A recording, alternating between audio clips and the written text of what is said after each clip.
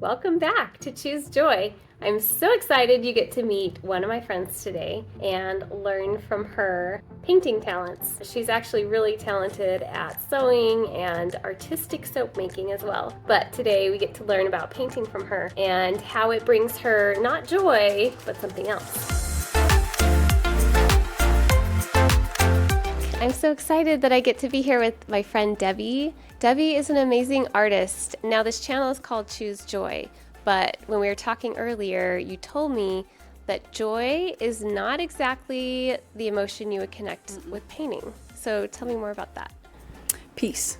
Peace is what I feel when I paint. It brings calmness, the creativity. It encompasses my whole brain and pushes out the negative and pushes out the storm of the world. How did you come to find that painting brought that into your life? How did you discover it? By accident. Sounds like a story. Well, Amanda signed me up for the class, and I took the class and thought, well, this is kind of fun. And a couple weeks later, I was at Hobby Lobby, and I saw that they had a kit that had been opened, and so they were selling it at a really reduced rate. And I thought, it doesn't hurt, I can buy it and try it. And I came home, and I set it up on my kitchen table, and I just started doing it. And as I was concentrating on doing it, the whole afternoon went away.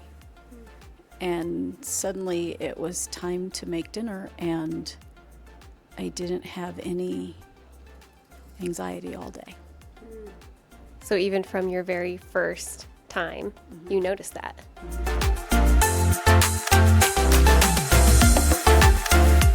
Today I'm going to do a night ocean scene. So there'll be the moon up here, and then clouds, and then there will be hills and mountains going off in the distance. I'm going to try to do a little lighthouse or maybe a castle off in the end, and then this will be the ocean, and it will have waves coming down. So that's what the goal is. Not necessarily the outcome, but it's the goal. You've tried many different things, several different mediums, right? Well, the first one was acrylics, and that was the class, and that was okay. But the kit I got was oil, and Bob Ross does oil, and so I followed along, and I find it easier because I can make changes, and acrylics you can't make changes as easily. And cleanup was not as difficult as I thought it was going to be, and it's just what I like best, so that's what I use. Very good. And you've made over 50 paintings, I'm pretty sure. Probably, yeah. Yeah. All different kinds, on paper, on canvases, on all kinds of things. Oh, and will you share a little bit about how you repurpose canvas? What I do is I'll go to the Goodwill, and they have all kinds of things like this, and I'll buy them for a couple bucks a piece, bring them home and paint over them. Paint usually black or gray over them, and then do my own painting on them. And my own paintings, if I don't like it, I'll do the same thing. I will paint over it and then paint again. And how often would you say you paint every week? Every weekend I do some, and some weekends I'll do more.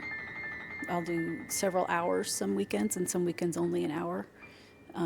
During the week, just depends on how much time I have left over when I get home from work and dinner and dogs and everything's done. You know, I don't watch TV, and if it's like 7:30 and everything's done, that's too early to go to bed, so I think I'll paint a little bit.